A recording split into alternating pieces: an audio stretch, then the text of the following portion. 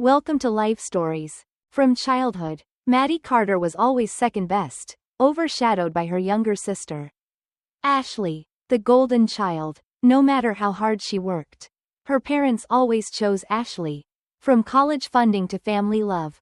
But Maddie built her own path, earning success and finding true love, until her engagement party revealed the ultimate betrayal. Her fiancé and sister, together, in the worst way imaginable. What happened next? How did Maddie take back her life and find happiness on her own terms? Subscribe to our channel to begin today's story with Life Story. My earliest memories are laced with the quiet sting of comparison. I was never just Maddie Carter. The way Ashley was simply Ashley. I was always Maddie, Ashley's older sister, the quieter one, the one who preferred books over birthday parties, who found more joy in listening than performing. But in a house like ours, where laughter and charm reigned supreme, that wasn't enough. Why can't you be more outgoing? Like your sister? Mom would say, shaking her head as I sat curled up with a novel, while Ashley entertained guests with her theatrical storytelling. I was 8. She was 6. Even then, the roles were set in stone. Dad would encourage me to join conversations, but his tone carried more disappointment than support. Maddie, honey, why don't you come and sit with us? But I knew what he really meant. Why don't you be more like Ashley? Meanwhile, Ashley would be perched on his knee, effortlessly commanding attention, her silly jokes earning roars of laughter. It wasn't just in the little things. The favoritism crept into every corner of our lives, shaping the kind of childhood we had. When Ashley wanted to take ballet at 7, she got a brand new pink tutu, the most expensive satin shoes, and private lessons with a renowned instructor.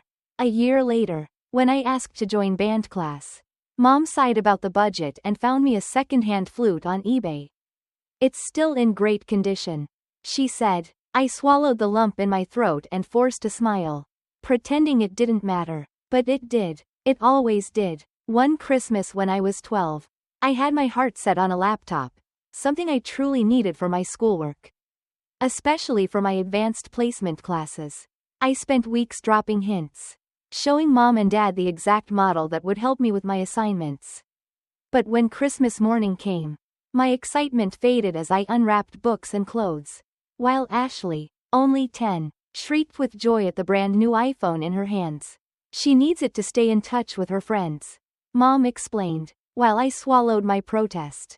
I needed that laptop just as much, maybe even more, but somehow, my needs always came second.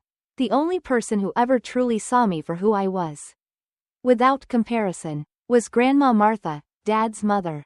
When my parents took Ashley on vacations, leaving me behind under the pretense that someone needed to stay with Grandma, I knew the truth. I wasn't part of the perfect picture they wanted to paint. But Grandma Martha never let me feel forgotten. One summer, when I was 13, I watched them pack the car for another trip, this time to Disney World. Ashley twirled in her brand new Minnie Mouse dress, practically buzzing with excitement, while Mom and Dad barely spared me a glance. They're leaving me behind again, I muttered, trying to fight back the tears. Grandma Martha pulled me close, her warm, wrinkled hands gently squeezing mine. Their loss, sweetheart. You and I will have our own adventure. And we did. Those summers with Grandma Martha were the only times I felt truly seen. We baked her famous apple pie together, the scent of cinnamon and sugar filling her tiny but cozy kitchen. We sat on her porch swing at dusk, where she told me stories about her own childhood, of how she had fought to make a name for herself, of how being underestimated had once made her stronger. You don't need to be loud to be heard, Maddie, she told me one evening as fireflies danced in the yard. You just need to be sure of who you are. I clung to those words like a lifeline. But even her kindness couldn't shield me from the reality of my parents' choices. At 15, I stayed up late studying for my SATs, exhaustion burning behind my eyes. I had dreams, big ones. College, a career, a life I could build for myself, away from the suffocating weight of always being second best. One night, on my way to the kitchen for a glass of water, I overheard my parents talking. We need to start thinking about college funds, Dad said. Mom sighed. We can only afford to send one of them. There was a pause. Then her voice, calm and matter of fact. Ashley's showing real promise in drama club. She could make it in the performing arts. And Maddie? Dad asked. But his voice lacked conviction. She's smart. She'll figure something out. Maybe she can get scholarships. I stood frozen in the hallway. The cold tile beneath my bare feet grounding me as the words settled over me like a lead weight. My own parents had already decided that Ashley's future was worth investing in. Mine was left to chance. That night, something in me hardened. If they wouldn't invest in me, I would do it myself. From that moment on, I poured everything into my academics. Science fairs, debate club, math competitions, I did them all. While Ashley spent her weekends going on dates and posting pictures with her friends. I stayed up late perfecting presentations, submitting college applications, and chasing every scholarship I could find. You're just jealous that your sister has a social life, Mom would say dismissively whenever I pointed out how differently we were treated. I would retreat to my room, surrounded by my certificates, my trophies, my medals, tangible proof of everything I had accomplished on my own. Someday, I told myself, all of this would pay off. Someday, I would build a life where I wouldn't have to fight to be valued. I just had to survive high school first. All those late nights, the endless studying, the hours I spent pushing myself, it all finally paid off. The day I received my acceptance letter from the University of Michigan, fully funded by scholarships I had fought tooth and nail for, I felt something I hadn't in years. Pride. I had done this on my own. No favors, no parental support, no one handing me anything. I held the letter in my hands, heart pounding, as I ran into the living room where Mom and Dad sat helping Ashley prepare for her latest date. I got in, I blurted, breathless with excitement. Full scholarship to Michigan. They both looked up, blinking as if I had just interrupted something far more important. Mom smiled, a polite, lukewarm smile. Oh, that's nice, dear. Michigan, huh? Dad said, nodding absently. That's good, really good.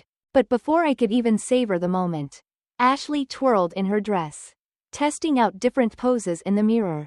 Does this make my waist look smaller? She asked Mom. Completely hijacking the conversation, Mom turned her full attention to Ashley, standing to adjust the straps on her dress. You look perfect, sweetheart, she gushed. And just like that, my moment was gone. I swallowed down the disappointment and told myself it didn't matter. I didn't need their approval. I had earned my future on my own. And soon, I'd be away from all of this. Moving into my dorm at Michigan felt like taking my first real breath of fresh air. My roommate, Sarah, was nothing like Ashley. She was genuine, warm, and celebrated my achievements instead of competing with them. For the first time in my life, I had a friend who saw me, not just as someone's sister, but as Maddie Carter. College was everything I had hoped for and more. My professors praised my work ethic. I joined clubs that fueled my ambition. And I built friendships that didn't revolve around comparison. The rare phone calls home always followed the same script. Ashley's dating the captain of the football team now. Mom would gush. She's so popular, everyone loves her. Are you seeing anyone, Maddie? I'd mumble something about focusing on my studies. Anything to get off the phone as quickly as possible. The truth was, I didn't need their validation anymore. I was thriving. Then, in my third year, the bomb dropped. During one of our rare phone calls, Mom casually mentioned, oh, by the way, Ashley got into New York University. We're so proud. We found her the cutest apartment near campus. You should see the view. Your father and I are covering all her expenses, of course. We don't want her worrying about money while she focuses on her studies. Silence. I sat in my cramped dorm room, my phone pressed against my ear, fighting back a wave of emotions, anger, hurt, betrayal. The same parents who told me they couldn't afford to help with my education were now fully funding Ashley's life at one of the most expensive universities in the country? I could hear Mom still talking, oblivious to the gut punch she had just delivered. Anyway, how are your classes? I clenched my jaw. They're fine. And then I hung up. That night, I stared at my laptop, running numbers in my head. I had a part-time job at the campus library. took extra credits every semester, and lived on cheap ramen and coffee just to make ends meet. I had worked so hard for every dollar of scholarship money, every opportunity, and Ashley? She had it all handed to her on a silver platter. I wanted to scream, but instead, I buried myself in my coursework, determined to prove, to myself, if no one else, that I didn't need them. When I graduated with honors, I didn't even bother inviting my parents. Sarah cheered the loudest in the audience. And when I walked across that stage to receive my diploma, I held my head high. I had done it, on my own. 2 years into my career at Anderson & Clark Consulting, I had built a life for myself in Chicago. I worked late nights, climbed the corporate ladder, and earned a promotion to senior consultant, a title I wore with pride. That was the night I met Daniel Harper. I hadn't planned on dating. I had spent so much of my life focused on proving myself, on chasing success, that relationships had never been a priority. But Dan was different. He was charming but never overbearing, successful but never arrogant. He actually listened when I spoke, asked me about my career with genuine interest. We exchanged numbers, and soon, one date turned into 2, then 3, then dozens. For the first time in my life, I felt what it was like to be truly valued, not compared, not the afterthought, not the shadow of someone else. For 2 years, everything felt perfect. Then came the wedding invitation from Ashley. The wedding invitation sat unopened on my kitchen counter for 3 days before I finally forced myself to acknowledge it. I knew what it would say. Ashley Carter and Jason Whitman request the honor of your presence. I almost threw it away. But Dan, ever the rational one, urged me to go. You don't have to do it for them, he said gently, watching as I clenched my jaw at the envelope in my hands. But it might be worse if you don't show up. Besides, it's just 1 day. I knew he was right. So I RSVP'd yes. The wedding was exactly what I expected, over the top, excessive, dripping with privilege, the kind of event where every flower arrangement cost more than a month's rent. Ashley floated around in her designer gown, flashing her engagement ring to anyone who looked. She looked effortlessly perfect, as she always had. I tried to stay in the background, keeping close to Dan, focusing on small talk with distant relatives who barely remembered my name. But, of course, Ashley wouldn't let me stay invisible. We had our obligatory sister moment at the reception. A photo op more than anything else. Her perfect smile never wavered. But her words had a sharp edge. I always knew I'd be the first one down the aisle, she said sweetly, giving my hand a condescending squeeze. I mean, you were always so focused on your career and everything. But don't worry, Maddie, maybe someday, you'll find someone too. I forced a smile, sipping my champagne, willing myself not to react. This was Ashley's moment, and she wanted me to play my part, the overlooked, career-obsessed older sister. But I didn't need her validation anymore. I had a career I loved, a man who truly cared for me, and a life I had built from scratch.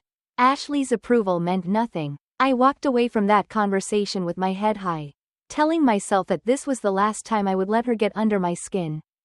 A year later, Dan and I moved in together, and I had never been happier. Our tiny apartment in downtown Chicago was nothing fancy, but it was ours. We spent nights cooking together, laughing over takeout, talking about our dreams, and then, one evening, in the middle of our small kitchen, Dan got down on one knee. I didn't even let him finish his speech before throwing my arms around him and saying yes. The ring wasn't as flashy as Ashley's massive diamond, but it was perfect, simple, elegant, understated. It felt like me. I couldn't wait to tell my parents. Even after everything, there was still a small part of me that wanted them to be proud. When I called home, Mom's response was predictable. Oh, that's nice, dear, she said flatly. Then, in the same breath, you should bring him over this weekend so we can meet him properly. That weekend was as uncomfortable as I had expected. Mom fussed over Dan at dinner. Dad made a few awkward attempts at conversation. And Ashley, of course, showed up uninvited. She breezed in, dressed in something designer, her signature smug smile firmly in place. She took one look at my ring and laughed.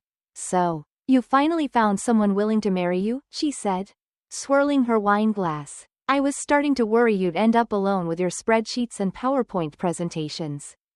Dan squeezed my hand under the table, keeping me grounded. For once, I didn't bite back. I had nothing to prove to her. Then came the engagement party. Mom and Dad offered to host it. I wanted to refuse, but Dan was so excited. And part of me thought, maybe things were finally changing. The party was beautiful. They had actually put effort into it.